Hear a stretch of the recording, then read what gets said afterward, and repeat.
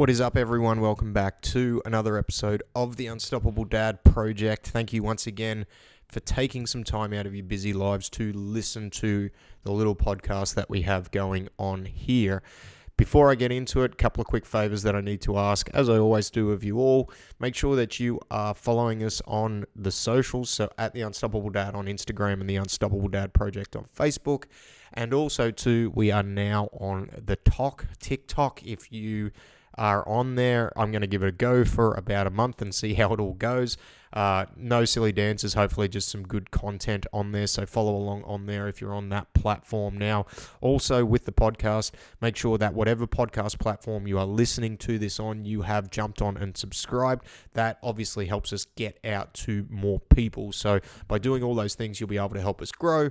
Also, we're in the middle of, when I say the middle, we've only just started it, but we're into week 2, depends on when you're listening to this. But we're into week 2 of our free 8-week program that I am giving out. So you'll be able to find all the information for that on our socials, namely Facebook and Instagram.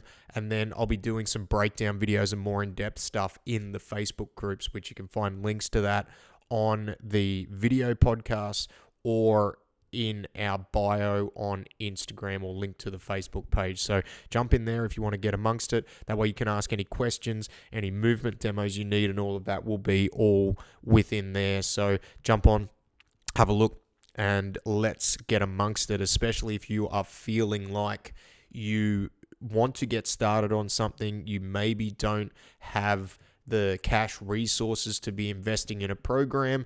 Go back and listen to the podcast that I did 2 weeks ago. Today's going to be about training too. I'm going to talk about training, and I'm probably going to rehash on a lot of things that I did speak about 2 weeks ago, because from the point of view of the question that's been asked, I think it's important that I cover off some of those things. But go back and listen to that, because it gives you a little bit of context around why I'm doing it and the type of person that it's written for. Okay, so anyway, that's enough of that. So let's get into the topic for today. So today I'm going to talk about training, and I've had a question kind of come through around the 8-week program that we're doing, where someone's asked, like, what do I feel is the best way to format a training week? And obviously, if you go back and you listen to the podcast from 2 weeks ago, the number one thing which is important when it comes to any training program or any change in general is context, right? Like, the program needs to be written to understand your particular set of circumstances. Now, for a whole multitude of reasons, but the main thing is, if it is written around your particular set of circumstances and we understand the context around your life, the thing, and also the things that you want to achieve, then it should make it easier to implement. Now, that doesn't mean that it's going to be easy to implement, because any change is a hard process, but it means it's easier to implement. It means that some of the roadblocks that you're going to come across when, say, for example, you are doing or looking at doing a group program that's maybe not designed for your particular set of circumstances, some of the major roadblocks are removed from that. And this is one of the reasons why, for the way I wanted to coach, we made the shift from in-person to online coaching, because it allows me to do that more effectively. The number one way which you are able to, from a training standpoint, remove a lot of roadblocks around schedule, particular equipment limitations, physical limitations, and even from the point of view of like a goal set, to get to either remove those as roadblocks or to get to a goal quicker, is to have a program that is specifically written for you. And by doing that, it's easier to implement. It also, as I've just gone through, it doesn't mean that it's going to be easy, because any change is hard, and there's going to be other things that no one can crystal ball, especially mentally around change, that you're going to need to work through, whether that is with a coach or that is with yourself. But it means that some of the big things that come up initially will be removed. And after 15 years of working with people in that space, and especially in a group fitness space, I know that the best way to elicit change and make it a smoother process is to have something that's a little bit more streamlined and understands your full set of circumstances. So like context is the number one most important thing. And the best format of a training program, as cliche as this sounds, is the training program that you're going to stick to, because consistency wins. It doesn't matter whether you are training twice a week. It doesn't matter whether you are training 5 times a week. If you're consistently able to hit that volume of training that you're committed to, you will get a result. Now, will it be the desired result that you're looking for? Well, it depends on what that result is, right? Like, if you are looking for a particular result, you have to, within that result, you have to understand the actions, habits, and behaviors that need to go in to reach that result. And this is where the internet tends to confuse a lot of things, because I believe that, especially when it comes to training and physical capability, a lot of things out there at the moment lead us to believe that things are easier to obtain than what they potentially are, especially from a physical standpoint. And because when we look at what the information that is put out there, we're seeing a lot of people's highlight reels. We're not seeing the work that goes into it. And not only that, there is a lot of misleading information out there. Get shredded in 28 days and all this other stuff that doesn't have any context around the information that they're giving out. And that's the thing, when we're only giving out like 60-second clips, or we're only able to put out 140 character captions. Like, we have to try and when I say we, I mean, like, right now, my whole business is based around putting information out there on the internet. Here I am on a podcast. If you have a look at my Instagram, I've really tried to ramp that up a little bit, as uncomfortable as that has been for me.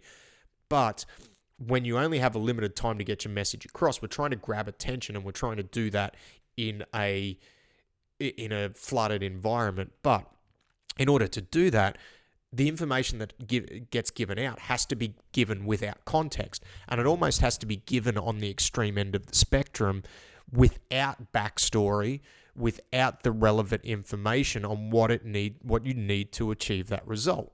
And this is one of the reasons why I do love this podcast format, because I can still give you relevant information in, say, 15, 20 minutes, and give you a little bit more context than what I can around an Instagram caption or around a 60-minute reel that I'm putting out there. But anyway, I digress. I've jumped around a little bit. But the best format of a training program is the training program that you can stick to and you are able to be consistent with, because consistency is going to win. Now, if you are looking, it depends on what your goal is, because, and this is not me going, actually it is a little bit, because in all my years of working with people, what I have understood is some people do not understand the work that needs to go in to obtain some particular results. And this is one of the things that I have struggled with to educate people, as from the point of view of from being a coach, because people will come to me and they will want to achieve a particular result. Let's take a body composition goal, right? Like, some men may want to get to single-digit body fat percentage. Now, there's going to be some people that's going to be easier for. There's going to be others where it's going to be a lot harder. But the thing is, understand that, and it doesn't mean that it's unachievable. For most people, you can achieve it. But what may be unachievable is the amount of work that needs to go in and the things that you need to sacrifice in order to get that particular result. And what I find some people, when it comes to a training program, are looking for is they're looking for the quick fix for a result that requires a shitload of work. Like, it requires you to, let's take that for example, for a lot of people, in order to obtain single-digit body fat, like, you have to weigh and measure every single bit of your food. You're going to have to track it. You're going to have to potentially train 4 or 5 days a week. There's all these moving pieces that, you are going to have to do. Now, if you are ready to commit to it and go down that rabbit hole, regardless of what my thought is around taking those actions, that's conversation for another podcast, because we're now going down the, what's the word for it? We're going down the path of, it is extremism. We're going down like the extreme ends of the spectrum, right? So anytime you head to the extremes on anything, there's going to be an unhealthy edge to that, right?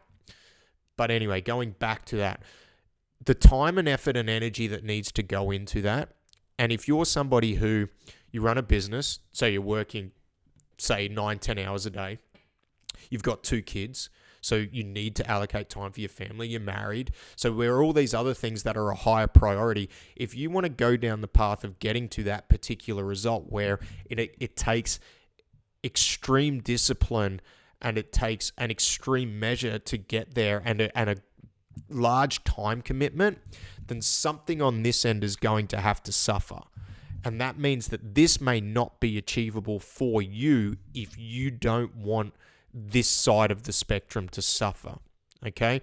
Hopefully that makes sense on the stuff that I've just gone through. Now, back to the most ideal training structure. So if your particular goal is on the extreme end of the spectrum, understanding the actions, habits, and behaviors and the time commitment that needs to go into that is probably the number one most important step to finding the most ideal training schedule for you.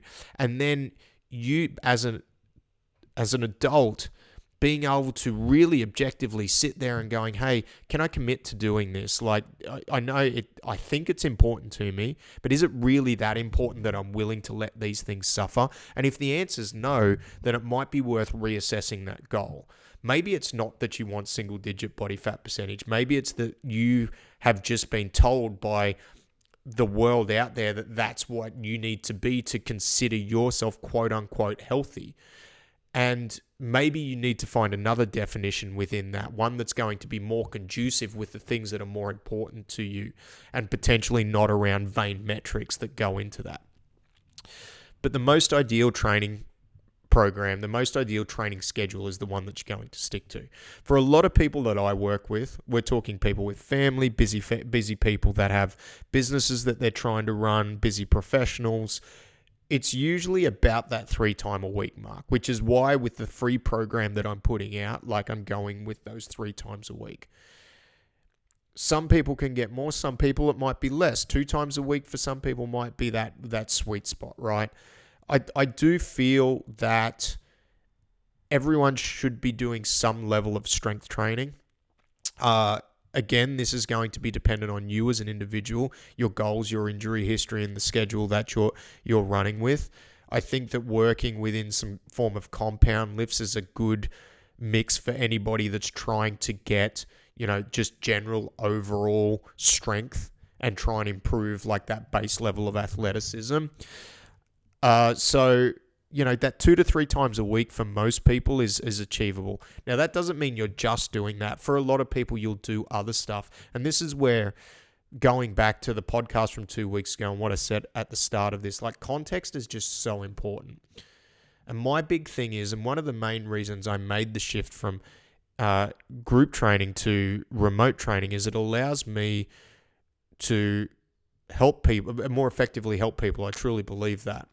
I truly believe that when you have your own program, being able to remove some of those initial roadblocks is such an important part for adherence, because long-term adherence can be set in that first 4 to 6 weeks. And if you're constantly having to work out different roadblocks, it becomes very, very hard and almost a little bit degrading for a lot of people, because it feels like things aren't working. They can be, and you may be moving in the right direction, but in the early stages, if you're constantly trying to have to rejig things, it becomes hard. It becomes hard to stick to it, and it becomes hard to continue through with it. So by having your own program, it does make that side of things a little bit easier.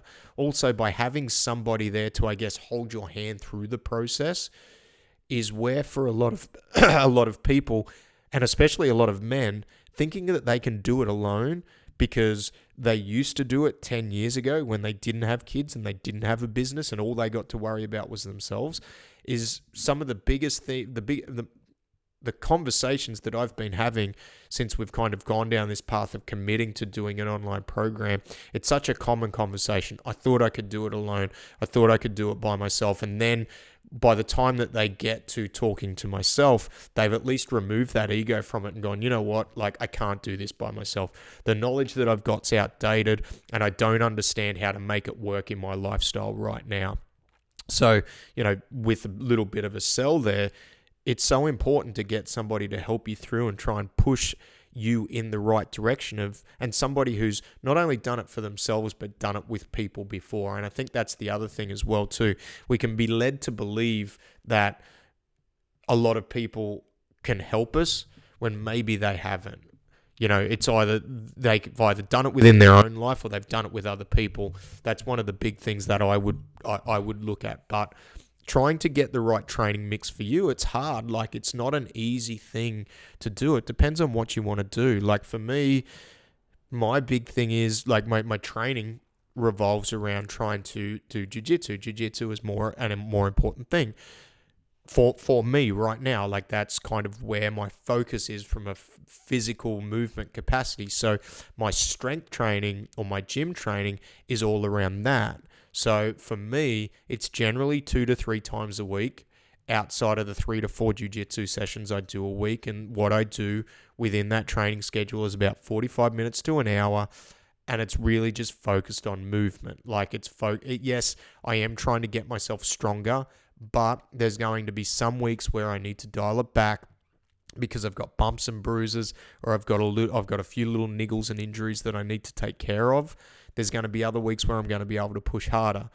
And that's just that's kind of part of it. That's part of the long-term grind of training, I guess. But that probably, the last 15 minutes that I've just gone through, probably doesn't really answer the question on what the ideal training schedule is, because at the end of the day, who knows? It's going to be so vastly different for everybody. For some people, you might be able to train 5 or 6 times a week, and all power to you if you can, and that's conducive with your goals in your life, and you're able to fit that in. That's amazing. That's like, you may want to go down and really try and get to a really hardcore goal just to achieve it. And if that's what you want to do, great, awesome. If you're somebody who has struggled to fit training in, struggled to allocate the time for yourself, and really struggled to find that medium and that balance where you're still able to build that strength, build that athleticism, and raise your base level of fitness overall, then maybe trying to do 4 or 5 sessions a week might be too much right now. It might be 2 or 3 sessions a week, but those 2 or 3 sessions a week may really need to be targeted just to maximize that 45 minutes to an hour that you've got. And that's kind of what I specialize in, is that type of a program. Can still do the 4 or 5 days a week, can still do the hard push.